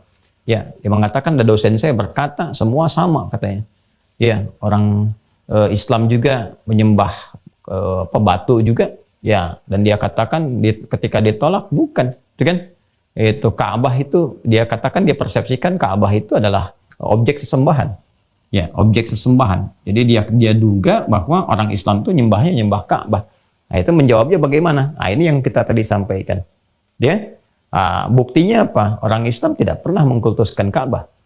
Ya, kemanapun tidak pernah membawa Ka'bah dalam bentuk miniatur dan sebagainya. Bahkan kalaupun tidak tahu arahnya kemana, ya tetap dia bisa mengarah kepada apa yang dia yakini dengan ikhtiarnya, dan ayatnya pun masih ada. Ya, ayatnya masih ada dan tegas. Ya, di dua ayat sekaligus, ayat yang menyatukan dengan arah kiblat baru di Quran surah kedua ayat 143, wa ma kana Allahu liyudhi'a imanakum. Jadi peristiwa ketika menghadap ke arah Ka'bah itu berlangsung, Masjidil Haram. Nabi sedang salat menghadap Masjidil Aqsa sini. Turun Al-Baqarah 144, berputar Nabi, ya. Setelah 2 rakaat berputar 180 derajat ke sini, Masjidil Haram, makmum ikut di belakang sini. Ya, yang tadinya ke sini ikut ke sini. Berputar ke sini arah Masjidil Haram. Begitu kembali Nabi ke Al-Madinah Al-Munawwarah yang sekarang di sekitaran Masjid Nabawi itu, ya. Nah, itu viral ini. sampai ke masyarakat di sana. Sedangkan kan banyak yang tidak ikut dengan rombongan Nabi nih yang di jamu makan siang itu. Ya, nah, maka apa yang terjadi? Ramailah orang. Bagaimana status sholat kami yang masih menghadap ke arah Masjid Al-Aqsa? Ya, ketika ayat itu turun, mereka belum tahu. Sedangkan waktunya sudah lewat. Maka Allah turunkan penegas di rangkaian Al-Baqarah 143 ini. Makanya saya katakan tadi ya, 143 itu babnya luas sekali. Wa ma kana Allahu liyudhi'a imanakum. Allah tidak akan menyia-nyiakan. Artinya apa? Tetap menerima sholat yang kamu tunaikan dengan keimanan. Iman itu kan pancaran ketaatan. Ya, dengan keimanan. Artinya apa? Bagi umat Islam, kalaupun tidak tahu arah Ka'bahnya di mana, arah Masjidil Haramnya kemana, ya, karena keterbatasan tertentu, berada di satu tempat, ya, nggak tahu kondisinya seperti apa, tidak punya ilmu, lalu dia menghadap ke arah yang dia yakini bahwa ini mengarah ke arah Ka'bah, ke arah Masjidil Haram. Itu dibenarkan. Wa makanallahu liyudhi'a imanakum. Dengan yang kedua Al-Baqarah ayat 115. Walillahil masyriq wal maghrib fa aina tuwallu fa thamma wajhullah. Gitu kan? Ya, baik. Jadi semua arah milik Allah Subhanahu wa taala. Kalau kamu pun tidak tahu kemana arahnya saat sholat karena kondisi tertentu, menghadaplah ke arah yang kamu yakini, maka di situ kemudian Allah menerima dan mengetahui keyakinan dan ketaatan, pembuktian ketaatan engkau. Ini poinnya. Jadi satu, terkait dengan kiblat ini ada nilai-nilai ketaatan yang dibangun. Oke? Yang kedua, jangan lupakan ini tentang sejarah itu. Kiblat itu juga bisa menjadi petunjuk kepada kita tentang, nah ini yang paling menarik. Kondisi-kondisi sosial, ya, baik secara psikologis atau juga kondisi di antropologinya juga di masyarakat yang bisa kita baca. Jadi dengan mengetahui kiblat ini kita bisa mengetahui nih, ya, mohon maaf sekali, ya, keadaan-keadaan masyarakat sekitaran kita. Ya, mana yang belum berislam, bertolak belakang, mana yang pura-pura, ya, kelihatannya baik, benar, tapi ketika diajak sholat, ya kelihatan ada unsur penolakannya, ada pengolok-ngolokannya. Kan sekarang terlihat dalam citra kehidupan kita. Baik terlihat nampak di media sosial misalnya, atau dari tuturan-tuturan, kalimat-kalimat, ya. Sekarang yang menyoal tentang sholat, menyoal ini, menyoal itu, dan puncaknya menyoal Tuhan. Ya kan? Dan kalau kita bawa, ini citranya dari masyarakat, kita bisa lihat dari akar sejarahnya ini. Awal mula perintah pemindahan kiblat itu adalah untuk mengetahui tentang bagaimana kondisi sosial masyarakat pada masa itu, baik yang bertolak belakang dengan nilai keislaman ataupun yang pura-pura seperti muslim. Nah, nanti dari situ kalau kita sudah paham, maksudnya sekarang kasusnya bukan kiblat lagi, kiblatnya sudah jelas, sudah ada, tapi orang-orang ini masih ditemukan. Maka bagaimana cara mengobati orang seperti itu kalau ditemukan di sekitaran kita? Anda tinggal satu tempat, muslimnya banyak, itu kan? Ada yang berbeda pandangan. Nah, bagaimana Islam memberikan tuntunan untuk berdakwah dengan penuh kelembutan, kemuliaan kepada mereka? Atau sisi lain, Anda mendapatkan teman, ya mengakunya Muslim dan sebagainya, tapi belum mau sholat, tuh kan? Ya, menjauh dari arah kiblat. Nah, ini pun nanti ada tuntunan yang secara proporsional. Ya, bagaimana sikap-sikap yang baik, yang bisa meluluhkan hati dengan mendoakan dan sebagainya. Itu yang maksud saya diturunkan. Jadi babnya luas sekali. Bukan sekedar kita cara menghadap ke arah kiblat. Kalau cuma nerangkan itu gampang, selesai. Ya, 5-10 menit selesai. Tapi ini yang kita ingin tampilkan. Ya, ini mahal sekali. Karena jarang sekali dibahas. Ini mahal. Mahal sekali. Ya, jadi tuntunan di luar ini yang menyertai tentang aspek pengalihan kiblat, itu yang sebetulnya penting kita tangkap hikmahnya di balik peristiwa pemahaman tentang kiblat ini. Ya, termasuk anak-anak di keluarga. Coba lihat, kan, apakah ada yang malas-malasan sholatnya? Ini kan kiblat ini persoalan tentang sholat, tentang ketaatan.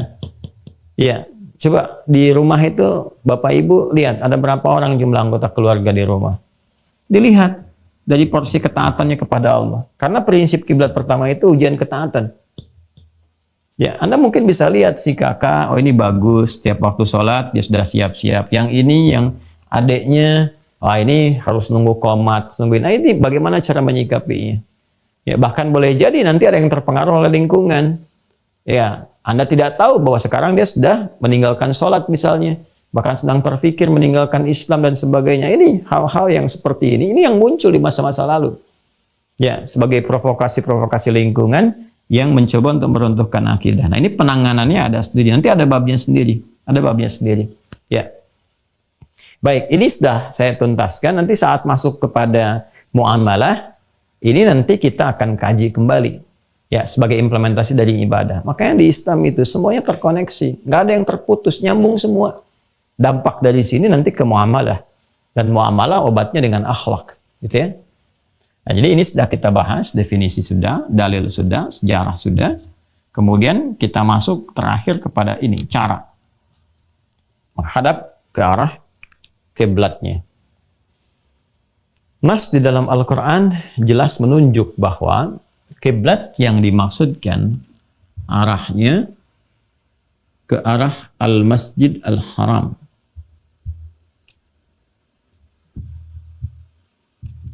Ya. Al-Masjidil Haram, spesifiknya yang ada di dalamnya yaitu Al-Ka'bah Al-Musyarrafah. Pelan-pelan ya. Yaitu Al-Ka'bah Al-Musyarrafah. Fawalli wajhaka syatral Masjidil Haram, ke arah ya, searah syatral Masjidil Haram ke arah Al-Masjid Al-Haram. Spesifiknya ke sini, ke Ka'bah Al-Musyarrafah. Jadi kita masuk sekarang dalam tinjauan fikihnya. Dalam tinjauan fikih. Bagi area di sekitaran Al-Masjidil Haram. Jadi kalau kita ilustrasikan misalnya seperti ini, gampangnya lah begini aja ya. Tengah-tengahnya ada Ka'bah. Maka semua pusat, titik pusat yang menjadikan tumpuan, titik tumpu arah dari semua ibadah dalam penundaan sholat itu, arahnya terpusat ke sini, Ka'bah. Karena itu, kita tidak heran kalau ada lingkaran-lingkaran ini berbentuk shaf. Ya, untuk orang sholat, yang arahnya semua diarahkan menuju Ka'bah ke sini. Ya. Dari semua arah menuju ke sini. Jadi kalau sudah area Masjidil Haram harus pas titiknya mengarah ke sini. Karena itu tidak sembarangan. Ya, otoritas setempat di sana itu sudah membuat saf-saf yang memang terukur mengarah ke sini. Ya, kalau sudah sampai area Masjidil Haram, jangan salah kiblat. Itu tahu kiblatnya di Ka'bah. Ada yang menghadap ke arah Maktabah Qadimah, rumah Nabi yang lama itu. Terus saya pernah lihat juga. Ini kan kalau ini Ka'bah, misalnya di sini ada, kalau ini Hajar Aswad ya, ini Hajar Aswad di sebelah sini. Berarti kalau kita tarik garis lurus dari Hajar Aswad ini ke sini, ini Babus Salam. Babus Salam. Yang di sininya kan buat sa'i ya, ini Bukit Safa, yang ini Marwah. Ini garis lurus ini, makanya kalau masuk dari Babus Salam, keluarnya langsung ke Hajar Aswad, nggak muter-muter. Biasanya dulu saya kalau umrah atau haji suka ngajak jamaahnya ke sini. Ya, belum banyak renovasi-renovasi. Nah ini kalau ini Babus Salam di sini, berarti di sini ada Zam-Zam nih, Grand Zam-Zam. Di sini Safwa, sini Istana Raja, Jabal Qubesnya di sini. Turun ke sini, nanti di sini ada gate 26 Ismail, 27, 28 Babun Nabi, kemudian ke sini Babus Salam. Babul Ali, Babus Salam. Nah ini kalau tarik garis lurus lagi dari sini, Babus Salam keluar, ini ada eskalator sebelah sini, tangga biasa, eskalator lagi, kan? Naik ke atas, tarik garis lurus, di sini ada bangunan warna krem, Al-Maktabah Al-Qadimah. Al-Qadimah. Ya, kayak perpustakaan lah disamarkan demikian. Sampingnya ada tempat ngambil air Zam-Zam pakai keran. Pakai selang, pakai keran di sini. Biasanya dijual pakai jirigen untuk ngambilnya. Ini yang jualannya itu dari orang sini, orang Taif ya. Kadang-kadang yang nawarkan sini atau yang di sini jualan. Yang jirigen kecil 5 real, jirigen besar 10 real. Yang di sini. Nah ini tempat lahirnya Nabi SAW. tempat lahirnya Nabi. Ya. Ada bukit lagi di atasnya, satu. Ya, ini menarik sekali kalau kita citrakan itu. Saya pernah ngambil satu titik ya, saat terbit matahari itu menarik, masih ada gambarnya tuh. Bagus sekali gitu. Jadi begitu satu titik ini terbit, matahari ini pas gitu berada di sini itu, bayangannya tuh langsung ke sini. Langsung tembusnya ke sini ke Babu Salam. Babu Salam sini tadi. Satu arah gitu. Ya, satu titik. Wah, ini harus dalam ilmunya, harus dalam ya, karena kalau pendekatannya fikih nggak nyampe ke sini. Tapi sangat menarik kali ketika ada garisnya satu titik gitu ya, dari rumah Nabi ke sini terus ke arah Ka'bah Al-Musharrafah. Nah, ingin saya mau katakan adalah gini, ini kan lokasi Nabi dilahirkan nih, rumah Nabi itu di area Al-Maktabah Al-Qadimah di sini. Ada orang-orang tertentu yang ketika datang ke sini, kalau kita lihat nih di dinding sebelah sini, ini kan tempat ngambil air Zam-Zam, dinding sebelah sini ada tulisan tuh. Ya, tulisannya tuh disertai gambar. Ada gambar pakai silang. Tulisannya ada pakai bahasa Arab, ada pakai bahasa Urdu, dengan bahasa Inggris, bahasa Indonesia. Ya, kalau disebutkan bahasa Indonesia artinya ada orang Indonesia juga yang begitu gitu. Nah, di antaranya apa? Ya, di antaranya ada yang sujud, sholat, ngadepnya ke sini. Kan Ka'bahnya di sini. Ya, udah ada jelas Ka'bahnya di sini. Ngapain ngadep ke sini? Ini yang nggak tepat ya. Nah, ini harus diedukasi. Jadi kiblat itu ditetapkan oleh Allah. Ini arahnya ke sini. Dan ingat, fungsinya ketaatan, ujian, bukan pengkultusan. Ya, makanya tidak ada kesan-kesan, awas jangan sampai menyembah tempat-tempat, bahkan Ka'bah pun bendanya nggak disembah gitu. Ya, itu kan ujian ketaatan aja menghadap ke arah situ. Jadi Ka'bah aja yang paling mulia, ya, yang paling mulia tidak jadikan sebagai objek penyembahan, hanya arah saja. Maka selain Ka'bah, ya, di bawah itu statusnya gitu. Ya, statusnya di bawah itu. Kita muliakan, tetap dimuliakan. Tempat itu punya kemuliaan. Seperti waktu punya kemuliaan. Ramadan itu kan waktu, Jumat waktu punya kemuliaan. Tempat punya kemuliaan, dimuliakan sesuai porsinya. Ketika melebihi porsinya, meruntuhkan kemuliaannya. Itu persoalannya. Nabi itu mulia dengan kenabiannya. Rasul mulia dengan kerasulannya. Maka hormati dan muliakan sesuai porsi Nabi dan Rasul. Kita cintai. Anda mengangkat melebihi itu, diangkat jadi Tuhan, jadi malaikat, meruntuhkan kehormatannya. Maka disoal kemudian. Ya, maka jangan sampai kita meruntuhkan kehormatan Nabi dan Rasul melebihi porsi yang telah Allah tetapkan kepadanya. Ya, tapi juga jangan sampai semena-mena, ya, sampai menganggap biasa dan tidak, itu istimewa. Istimewa, gitu kan? Memuliakan sesuai dengan porsinya. Nah, ini yang mau saya katakan. Ya, jadi arahnya mutlak ke sini, ke Ka'bah. Di luar dari sini, ya, maka jangkauannya ke area Masjidil Haramnya. Masjidil Haramnya. Indahnya ayat itu ketika diturunkan, Allah menyampaikan, "Fawalli wajhaka syatral Masjidil Haram," ke bagian dari Masjidil Haram. Nabi kan sedang di Madinah. Ya, bahkan di areanya bukan persis Madinah. Pada saat itu kan yang di area yang sekarang kita kenal dengan Masjid Qiblatain. Sekarang masuk Madinah. Ya, dulu kan area Madinah terbatas pada area Masjid Nabawi dan sekitarannya, yang sekarang ada Masjid Nabawi itu. Ya kan? Kalau keluar dari situ areanya bukan area Madinah lagi. Tapi sekarang sudah luas. Masuk Madinah, luas semuanya. Nah, jadi jarak ini Al-Quran diturunkan ya ketika Allah Subhanahu wa taala berfirman, diterima oleh Nabi Muhammad SAW. Itu indah sekali. Kalimatnya tidak mengatakan, ayatnya tidak berbunyi fawalli wajhaka syatral Ka'batal Musharrafah misalnya. Ya, syatral Ka'batil Musharrafati misalnya, tidak. Tapi fawalli wajhaka syatral Masjidil Haram. Ini area yang tercakup. Titiknya lebih luas lagi. Sehingga kalau kita misalnya tarik lebih jauh lagi, bahkan ada ulama mengatakan kalau nggak bisa tepat pas ke sisi bagian Masjidil Haram, syatral itu kan sisi bagiannya. Jadi kalau begini, tarik ke semua arah di muka bumi, ya, bukan hanya ke Madinah, kan? Yang penting nyampe ke salah satu bagian ini itu sudah masuk dalam area kiblat, arah kiblat. Karena kalimat Qur'annya syatral Masjidil Haram. Dan tahukah Anda, saya waktu di Tripoli itu pernah meriset peta. Ya, bukan globe yang bulat ya, tapi peta yang di kertas itu. Yaitu lebih mudah untuk disentuh, dijabarkan jadi satu. Ternyata ini tuh titik tengah di bumi ini. Titik tengah ini. Ya, area Makkah itu titik tengah itu. Ya, titik tengahnya bumi ada di sini. Makanya peta awal itu sebelum peristiwa 1492 terjadi peristiwa besar di area Iberia itu yang sekarang Spanyol Portugis, ya.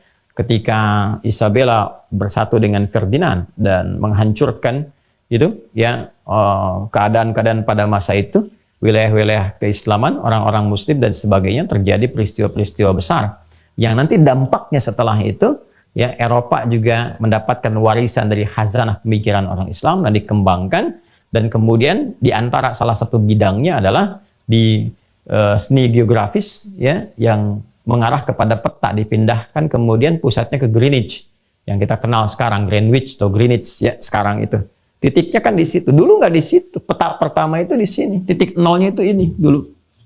Titik pusatnya itu ini. Nah, kalau Anda lihat, jadikan ini sebagai titik pusat di tengah-tengah, itu persis tengah bumi, seimbang kanan kirinya. Anda geser ke Greenwich sekarang. Kalau Anda geser ke Greenwich, yang sekarang Greenwich, ada yang buat Greenwich, geser itu ke situ. Coba deh Anda lihat peta sekarang itu. Dunia terbelah, nggak sempurna karena bergeser. Makanya ketika sampai ke Pasifik, terus Amerika, terus, ya, mau masuk ke Pasifik, ke sebelah sananya itu, terus, itu kepotong tuh. Ini uniknya begini, Afrika itu sebagian pindah ke kanan. Kalau Anda kembalikan ke tengah, ke titik ini, seimbang antara kanan kirinya. Ya, ini seimbang ke kiri, ini seimbang ke kanan. Titik tengahnya adalah ini. Dan hikmahnya apa? Menjadikan Ka'bah, ya, sebagai pusat, titik, sebagai arah itu yang terpancar kemudian dari pancaran semua arah di bumi, supaya semua arah itu tertuju kepada titik pusat pertengahannya. Ini. Di semua arah tertuju ke sini. Makanya rukun-rukun Ka'bah itu kan mewakili semua arah itu yang ada. Syamali ke utara, Syam, ada Ruknul Iraqi, Rukun Yamani, kan? Sehingga ya, masih ada kan kalau kita Hajar Aswad, Rukun Yamani, Rukun Syamali, Iraqi dan seterusnya. Itu kan mewakili semua arah tuh. Ya, arah-arah yang memungkinkan semuanya ketika menunaikan ibadah salat itu, bahkan tawaf terpancar ke sini. Karena itulah Allah langsung mendeklarkan dalam firman-Nya di Quran surah ketiga Al-Imran ayat 96 itu sampai dengan 97 itu, inna awwala baiti wudi'a lin-nas, yang saya terangkan kemarin. Ya, rumah pertama yang diletakkan untuk manusia. Makanya supaya manusia bisa jangkau semua, bisa mengarah ke semua titik-titik pusatnya ini. Ya, kalau mau kita gali lebih dalam lagi, pancaran ke atasnya pun nyambung ke Al-Baitul Ma'mur.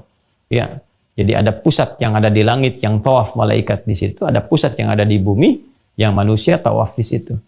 Dan malaikat ketika turun bertugas ke bumi itu meminta izin pada Allah untuk tawaf dulu, seperti mereka tawaf di langit, mereka tawaf di bumi. Ya, itu ada kitab khusus yang membahas itu. Sudah, saya kira sudah di-scan ya? Sudah di-scan ya? Sudah. Nanti ada di antara bab terakhir scanan di kitabnya Al-Azraq itu, Akhbar Makkah, itu ada babnya di situ sendiri. Ya, nanti di pendalaman kalau Anda ingin dalami di sesi Zoom, saya bisa bacakan kitabnya sehingga literasi keilmuannya lebih dalam, ya. Nah, ini gambarannya. Jadi cukup bagi kita di Indonesia saat ini, ya, mengetahui arah kiblat yang diarahkan ke sini, Al-Masjid Al-Haram sisinya. Ya. Ada para ulama yang memperluas kalau sama sekali sulit sampai ke sini, karena kan ini kalau ditarik skalanya lebih jauh lagi gitu kan. Nah, boleh jadi nggak spesifik ke sini, mungkin masuknya mendekati ini. Maka ada batas Al-Haram namanya, batas Al-Haram. Makanya kalau kita ke Mekah itu sudah ada hududul haram, batas al-haram yang sudah berlaku hukum-hukum di situ. Ya, hukum-hukum di situ spesifik untuk orang Islam saja. Kemudian ada berbagai hal yang berlaku dan nggak berlaku di tempat lain. Ya, seperti dilarang di sini untuk berburu, kan? Apalagi menumpahkan darah dan sebagainya. Ini berlaku hukum-hukum yang tidak berlaku di tempat-tempat yang lainnya. Ini al-haram. Jadi ada al-haramain asy-syarifain, satu wilayah al-Madinah al-Munawwarah. Yang kedua ada wilayah Makkah Al-Mukarramah. Ada batasnya sendiri dikenal dengan batas Al-Haram. Batas Al-Haram ini bukan Masjid Al-Haram. Ya, batas wilayah untuk memasuki ini Masjid Al-Haram. Ya, wilayah kota Makkah terkhusus tersendiri. Jadi di Makkah pun luas Makkah itu. Provinsi sendiri ada gubernurnya. Ya, ini bagian kota sucinya. Nah, di wilayah Mekah yang luas itu nanti ketika kita masuk Mekah, sebelum masuk Masjidil Haram, masuk batas haramnya dulu. Batas haram. Nah, ulama membagi 3 bagian terkait dengan arah kiblat ini. Pertama, spesifik Ka'bahnya di sini. Kedua, Al-Masjidil Haram, kan? Yang ketiga, wilayah Al-Haramnya tersendiri. Jadi kalau wilayah Al-Haram, Masjid Al-Haram spesifik ngadepnya ke sini, ke Ka'bah. Kan? Kemudian di luar Masjidil Haram, di luar batas ini, bahkan batas Al-Haram keluar, ya paling tidak menjangkau ke Masjidil Haram, kalau enggak tepat persis ke arah Ka'bah. Kalau kita tarik lebih jauh lagi, terus kan ikan tanah suci, kita tarik sampai ke tanah kusir, tanah abang, terus ya kan? Jauh, lebih jauh lagi tuh. Belum tentu ketika kita lakukan pas benar sampai ke Ka'bah tuh. Yang penting nyenggol nggak ke arah Masjidil Haram. Ya kan? Nah, kalau misalnya enggak spesifik karena kecil juga dari jauh, belum tentu pas Al-Haramnya. Nah, ini bisa diukur. Nah, sekarang teknologi sudah maju. Ya, teknologi sudah maju. Jadi jangan sampai ini sudah jelas ke arah sini, Masjidil Haram. Wah, begitu dicek-cek lagi, ternyata salah tuh. Arahnya ke Manchester United misalnya. Tuh kan? Nah, jadi persoalan. Ya. Nah, ini yang kita betulkan. Arahnya kita sesuaikan. Jadi, bagaimana cara menghadap ke arah kiblat? Mengarahnya seperti apa? Ya, pertama, kita bahas dulu secara umumnya, maka diarahkan. Kalau sudah paham definisi kiblat, dalil semuanya, arahkan diri kita ketika sholat, menghadapnya kemana? Ya kan? Paling minimal tertuju ke arah Al-Haram, ya, atau Al-Masjidil Haram, sini. Ya, spesifiknya kalau mampu betul pas ke arah Ka'bahnya. Ya, kalaupun tidak memungkinkan pas di sini, maka fawalli wajhaka syatral Masjidil Haram. Ini kondisi yang normal. Dalam kondisi Masjidil Haram, bagian titik arahnya diarahkan mampu menghadap ke sana. Ya, ini yang bisa kita lakukan secara normal pada umumnya. Pengetahuan tentang itu bisa dilakukan dengan 3 cara. Ya, cara klasik. Cara klasik pertama menggunakan matahari untuk waktu siang.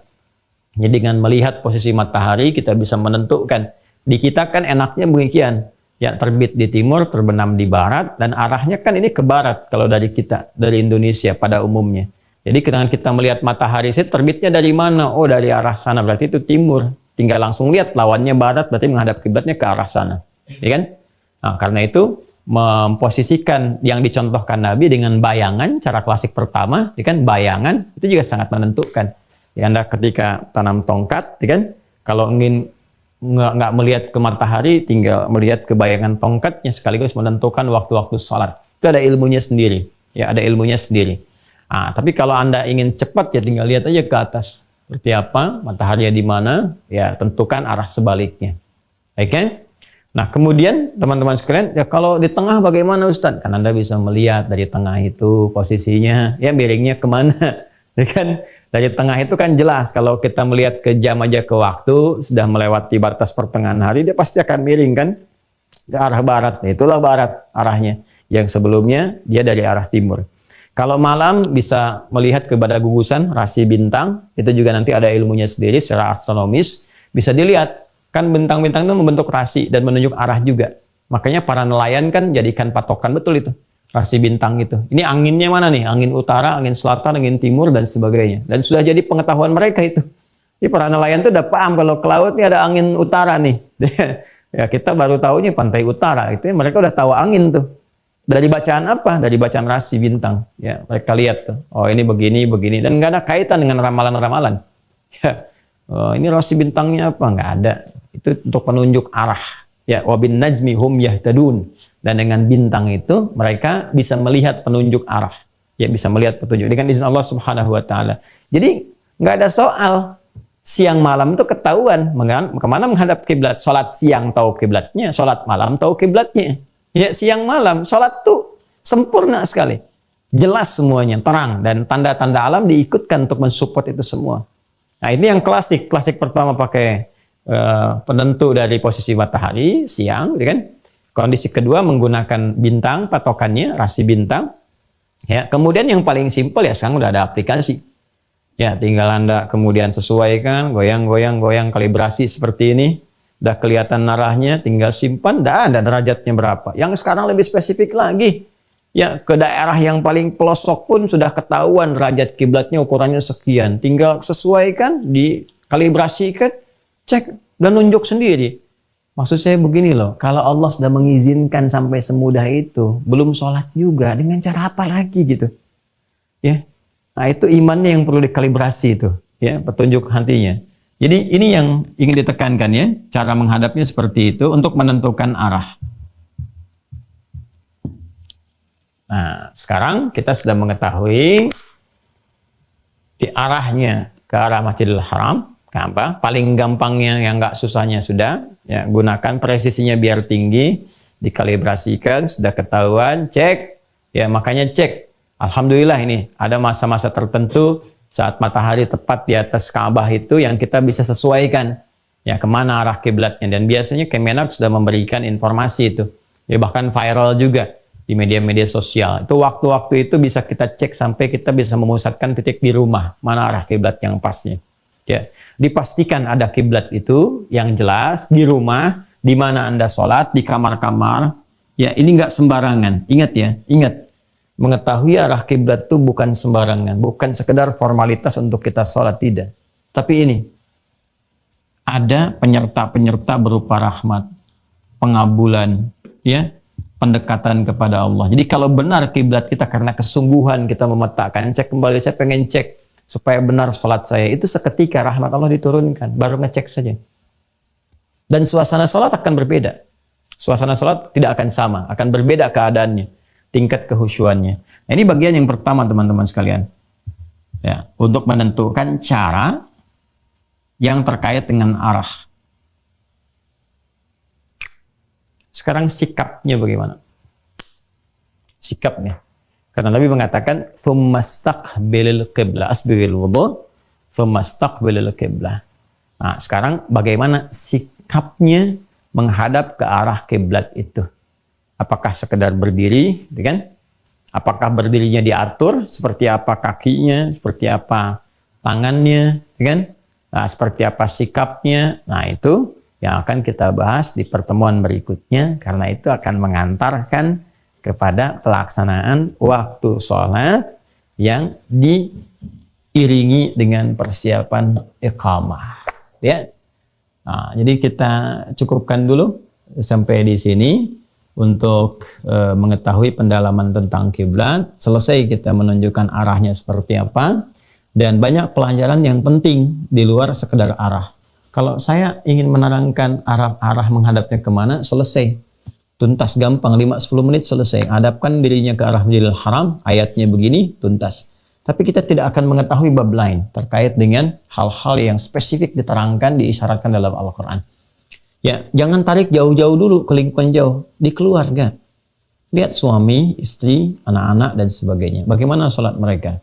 Bagaimana standar ketaatan mereka? Karena ujian pemindahan kiblat itu ujian ketaatan untuk mengukur tingkat ketaatan, penyakit-penyakit yang ada di lingkungan masyarakat, keluarga, dan sebagainya. Nah, itu yang sekarang dipetakan. Coba dicek. Ya, alhamdulillah. Suami saya rajin Ustaz, rajin ke kantornya, berangkat gelap, pulang gelap. Nah, sekarang sholatnya bagaimana? Penentu kebahagiaannya, penentu rahmat Allah, penentu samaranya.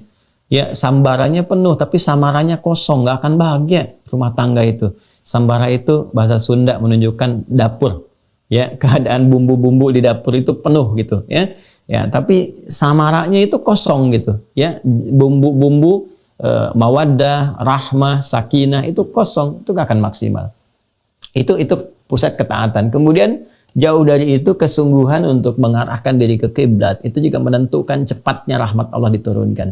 Ya, karena itu Nabi Zakaria itu ketika menemukan mihrabnya Maryam, bagaimana rezeki cepat diberikan, beliau langsung sholat di situ dan mengarahkan ya dengan kesungguhan mohon kepada Allah, dan dikabulkan, minta dikaruniai seorang anak, langsung dikabulkan. Ya, boleh jadi dengan kesungguhan kita memetakkan kembali, menghadap dengan benar, memohon dengan baik, bersegera dalam ibadah, itu mungkin jawaban dari doa-doa yang selama ini kita harapkan untuk cepat dikabulkan. Saya kira itu untuk bahasan hari ini. Insya Allah kita akan lanjutkan. Terima kasih untuk perhatian di hari ini. Semoga Allah muliakan kita, merahmati kita, dan memberikan pahala terbaik seperti yang Allah janjikan sesuai dengan kadar keikhlasan kita semua. Allahumma taqabbal minna innaka antas sami'ul alim wa tub alaina innaka antat tawwabur rahim. Allahumma ja'alna minal muti'ina laka ya arhamar rahimin wa bi sunnati nabiyyika sayyidina Muhammad sallallahu alaihi wasallam. Rabbana alhiqna bis salihin ma'al ladzina an'amta 'alaihim minan nabiyyin was-siddiqin wasyuhada'i was-salihin wa hasuna ulaika rafiqa. Allahumma ij'alna min muqimis shalah min dhurriyyatina mustaqbilil ka'bata ma'a hikmatiha ya arhamar rahimin. Rabbana atina fid dunya hasanah wa fil akhirati hasanah wa qina adzaban nar. Wa sallallahu ala sayyidina Muhammad wa ala alihi wa sahbihi ajma'in wa akhiru da'wana subhanakallahumma bihamdika asyhadu an la ilaha illa anta nastaghfiruka wa natubu ilaik. Walhamdulillahi rabbil alamin. Assalamualaikum warahmatullahi wabarakatuh.